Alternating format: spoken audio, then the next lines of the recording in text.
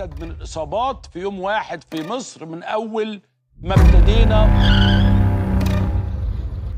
النهارده بنتكلم على 120 حالة جديدة ثبتت إيجابيتها تحاليلها معمليا للفيروس، 3 أجانب و117 مصري بينهم عائدون من الخارج، إضافة إلى المخالطين للحالات الإيجابية التي تم اكتشافها.